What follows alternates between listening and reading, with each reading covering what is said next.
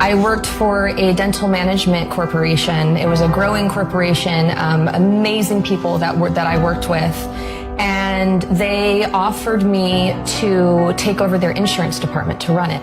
They would have been making a real pretty penny, like a lot of money. And I took the weekend to think about it, and I came back and I gave them my 2 months notice, and I decided I was going to instead focus on finishing college. I have 8 brothers and sisters, a very large family, and I've been the only person in my family who has been able to have the opportunity to graduate college.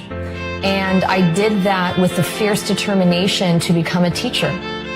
And it was difficult, and it was a sacrifice, and it was a pay cut, but at the end of the day, I have always asked myself, what are my values? Where do they come from? Are they mine? And am I really living by them? And that was what helped me make that decision to become a teacher, and it was what helped me make the decision to leave teaching, that what really was my life and is my heart, to fight to get big money out of politics, because I saw while I was teaching that how money in our political system is affecting not just schools as this like objective word, but human beings, my students who I cared so much about, and their families. They're first, second, third generation immigrants from Mexico, primarily at the school I taught at, and Vietnam. And I saw some of my students, they're like my kids. I saw some of those families being ripped apart by immigration policies. And just one thing after another, I couldn't take it anymore. And so I had to leave that to get this done sooner so that we can help more people around the country and in the state. And that's when I decided to get involved in the movement, and it was through that I found Wolfpack through doing a Google search online. Wolfpack is a political organization that is solely working on the issue of money in politics, and specifically to get that 28th Amendment to the U.S. Constitution. And, you know, I read the plan. I read Wolfpack's plan online, and it was not only the most logical plan, but it was the most aggressive one.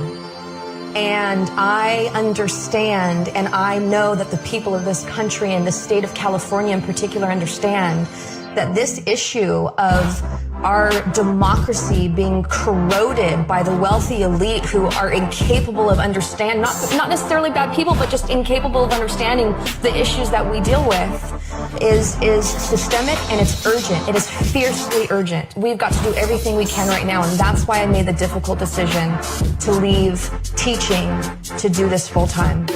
We have to do that, and while we're doing that, we also have to make sure that we have Medicare for all throughout the country, that we have a $15 minimum wage that is tied to inflation. Every human being deserves to make a living wage, and we need to make sure that students who earn their way into college can afford it. We need free tuition for college.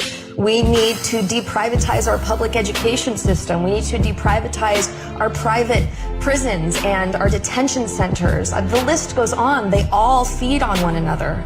And so we need people in Congress who are going to understand that all of these issues have to be moving forward at the same time. Dianne Feinstein is not a Democrat. Just because you have a D after your name doesn't mean you're a Democrat. And I think that people are waking up to that reality. And so she is a corporatist. Some people think that she's a Republican, and she's proven this time and again with her votes. You know, she voted for the Bush tax cuts. The Bush tax cuts gave us $1.5 trillion of debt. And she's not going to pay for that. We're going to pay for that. Our kids are going to pay for that. That's what she voted for. She voted for the Iraq War. The Iraq War cost $7 trillion. So she voted for us to spend $7 trillion to kill hundreds of thousands of civilians for what I consider to be an illegal war. Voting for a war where you don't have hard evidence that justifies us going into that war, as far as I'm concerned, is treason. She does not deserve to be sitting in office. I can't believe that she's still sitting in office after the votes that she has cast. She supported the TPP. She's against Glass-Steagall. She supports the death penalty. She is for the war on drugs. In 2010, she led a campaign against legalizing marijuana. She is against Medicare for all. Dianne Feinstein is worth an estimated $80 million. She's taken millions of dollars from Big Pharma. She's taken millions of dollars from corporations. She's taken millions of dollars from defense contractors. And these influence her decisions. And it's no surprise, right? And so as long as we get out there and we vote and help me to get the word out, and let's do this together. This isn't about me. This is about us. All of us have got to come together and show up every single day to make up for the money that she's going to raise. And that's what we're going to do.